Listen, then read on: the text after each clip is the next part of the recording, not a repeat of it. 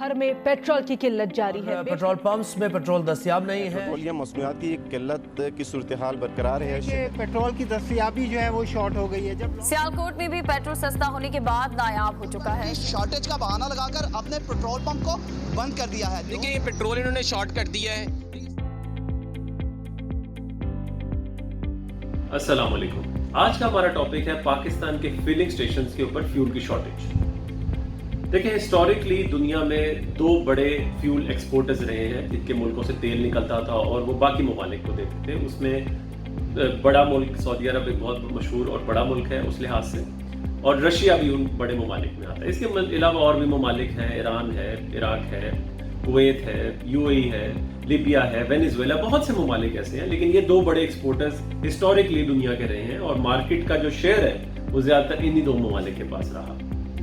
अब अगर मैं एक बड़ा एक्सपोर्टर हूँ और मेरी जाहिर बात है सेल भी ज्यादा है, तो मेरी तो यही कोशिश होगी ना कि मैं ज्यादा से ज्यादा तेल बेचूं और ज्यादा से ज्यादा कीमत पे बेचूं। लेकिन होता ये था कि चाहे सऊदी अरब या कोई भी मुल्क, बड़ा मुल्क अपनी मर्जी की कीमत या एक अच्छे मुनाफे पे अपना तेल बेचने की कोशिश करता था, तो उसको कंपटीशन मिलता था बाकी के ममालिक से। तो सऊदी अरब ने इस मसले के हल के तौर पे क्या किया कि एक अपना ब्लॉक बना लिया या एक तंजीम बना ली जिसका उसने नाम रखा ओपेक।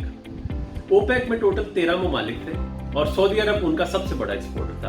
यानी कि इस वीडियो के लिहाज से अगर मैं कहूँ कि चीज़ों को आसान करने के लिए आप समझे ओपेक सऊदी अरब का ब्लॉक था, एक वो सऊदी अरब का ब्लॉक हो गया जी। अब हुआ ये कि जब दुनिया में शुरू में जाहिर बात है ज्यादा मुल्क तेल नहीं निकालते थे और बड़े ममालिक जैसे अमेरिका भी तेल इंपोर्ट करता था। अमेरिका में भी तेल निकलता था लेकिन उसकी लोकल खपत इतनी ज्यादा थी कि उसको इंपोर्ट करना पड़ता था। तो इस लिहाज से दुनिया के जो बड़े पेट्रोल के जाइंट्स थे वो थे रशिया और सऊदी अरेबिया। अब 2010 तक तो ऐसे ही चला, लेकिन 2010 में अमेरिका में एक रेवोल्यूशन आया। उस रेवोल्यूशन का नाम है shale energy revolution. Shale energy एक टेक्निक थी जिससे अमेरिका अपने ही मुल्क में तेल ज्यादा निकाल पाया, बेहतर निकाल पाया और सस्ता निकाल पाया। ये रेवोल्यूशन तकरीबन 2010 से 2014 के बीच में आया और एक टाइम ऐसा आया 2015 में कि दुनिया का सबसे बड़ा एक्सपोर्टर अमेरिका बन गया। अब जैसे अमेरिका में ये रेवोल्यूशन आया तो इसका डायरेक्ट इम्पैक्ट बाकी ममालिक पे पड़ा, खासतौर पे सऊदी अरब और रशिया पे। वो क्यों? क्योंकि उनका एक मार्केट शेयर था, वो पूरी दुनिया को फ्यूल देते थे। ओपेक ममालिक जो मैं बता रहा हूँ, जो सऊदी अरब का ब्लॉक जिसको मैंने कहा, तकरीबन उसके पास 55% शेयर था दुनिया का पूरा, बहुत बड़ा शेयर होता है। तो जब अमेरिका आया उस रेस में तो इस वक्त 3 बड़े एक्सपोर्टर्स आ गए, यानी कि सऊदी अरब, रशिया और अब अमेरिका आ गया, और अमेरिका सऊदी अरब और रशिया दोनों को क्रॉस कर गया। इस मसले के हल के लिए सऊदी अरब और रशिया ने सोचा कि हम एक दूसरे से कम्पीट ना करें, पहले अमेरिका को हम जिसको कहते हैं इस हमारी फ्यूल एक्सट्रैक्शन वाली पॉलिसी से निकालें ताकि अमेरिका फारिग हो जाए, उसके बाद हम आपस में दोबारा से अपनी मोनोपोली बनाएं। तो वो जो सऊदी अरब का ब्लॉक था, ओपेक जिसका नाम था, उस ब्लॉक में सऊदी अरब ने 10 मजीद मुल्क ऐड किए जिसमें रशिया भी था। यानी कि सऊदी अरब और रशिया इकट्ठे हो गए और इस ब्लॉक का नाम उन्होंने रख दिया ओपेक प्लस। यानी कि अब दुनिया के अगर लिहाज से देखें तो 2 बड़ी फ्यूल एक्सपोर्टिंग पावर्स आ गई, ओपेक प्लस, सऊदी अरब, रशिया और वो सारे ममालिक, और अमेरिका। अब इसमें जो ओपेक प्लस ममालिक थे जिसमें रशिया और सऊदी अरब भी है, उन्होंने फैसला किया कि हम अपनी फ्यूल की एक्सट्रैक्शन बढ़ाएंगे, हम अपनी सप्लाई को बढ़ा देंगे। अब सप्लाई को बढ़ाने का वैसे तो जाहिर बात है कोई इस चीज को मानता नहीं है, लेकिन इसके पीछे रीजन ये था कि वो अमेरिका को मार्केट से आउट करना चाहते थे।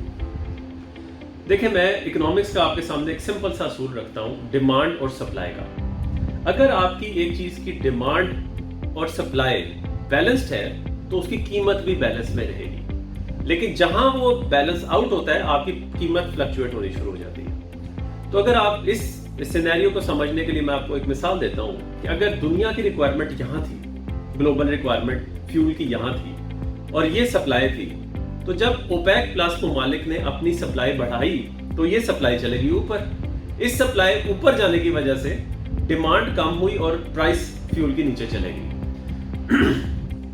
अब कोई भी इंसान इस वक्त ये सवाल पूछेगा कि इस चीज का सऊदी अरब और रशिया को क्या फायदा हुआ।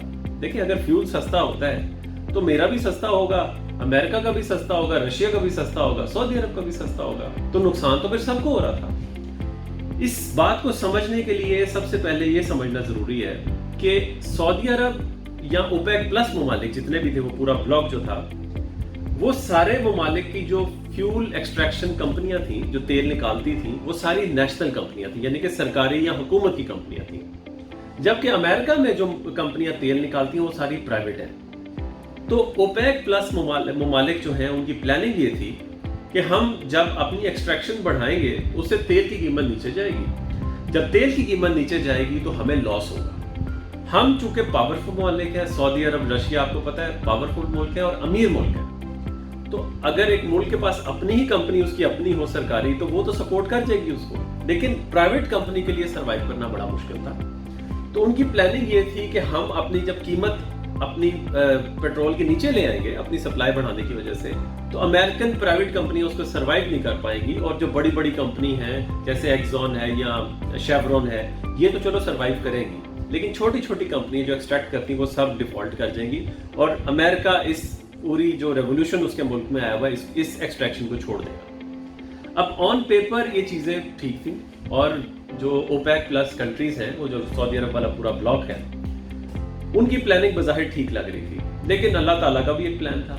यानी कि अगर मैंने आपको पहले मिसाल दी कि ये ग्लोबल डिमांड ये थी और इन्होंने सप्लाई बढ़ा दी, गैप आया, इस गैप की वजह से कीमत नीचे गई, लेकिन अचानक दुनिया में कोरोना वायरस आ गया। कोरोना वायरस के आने की वजह से ये जो गैप था ये बिल्कुल रॉक बॉटम पे चला गया, बिल्कुल नीचे आ गया। लोगों ने अपनी गाड़ियां खड़ी कर दी घरों में। जो हवाई जहाज हैं, वो हवाई जहाज़ों को आपको पता है जेट फ्यूल की ज़रूरत होती है, एयरलाइंस बंद हो गई। जो बड़े बड़े वेसल्स होते हैं, जो बड़ी बड़ी शिप्स होती हैं, जो कंटेनर लेके जाती हैं, ट्रेड करती हैं, वो भी बंद हो गए। इस तरह दुनिया में तकरीबन हर मुल्क ने थोड़ा या ज़्यादा लेकिन लॉकडाउन कर दिया, और उससे जो हमारी फ्यूल की रिक्वायरमेंट थी ग्लोबली दुनिया की पूरी, वो काफ़ी नीचे चलेगी।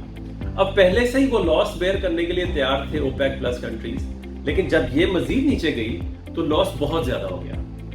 अब इस लॉस को मिटिगेट करने के लिए, इस लॉस को मैनेज करने के लिए सऊदी अरब और उसकी लॉबी ने ये फैसला किया कि हम अपनी सप्लाई थोड़ी सी नीचे लाते हैं ताकि हमारे जो लॉस है वो थोड़े से कम हो जाए।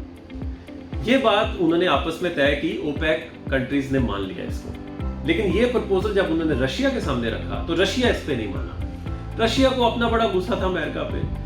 रशिया के ऊपर अमेरिका ने सैंक्शंस लगाई हुई है, और उन सैंक्शंस की वजह से रशिया किसी भी हद तक जाना चाहता था कि अमेरिका की ऑयल इंडस्ट्री को मैं तबाह करूं। तो इस वजह से सऊदी अरब और रशिया के बीच में ओपेक प्लस जो बना था, जो दो लॉबीज जुड़ के एक बड़ी लॉबी बनी थी, वो इसके बाद टूट गई। इसमें सऊदी अरब और रशिया के बीच में फ्यूल एक्सट्रैक्शन वॉर शुरू हो गई। सऊदी अरब भी जिद में सऊदी अरब ने भी एक्सट्रैक्शन बढ़ा दी, और जो फ्यूल प्राइसेस थी दुनिया की, वो मजीद नीचे जाना शुरू हो गई।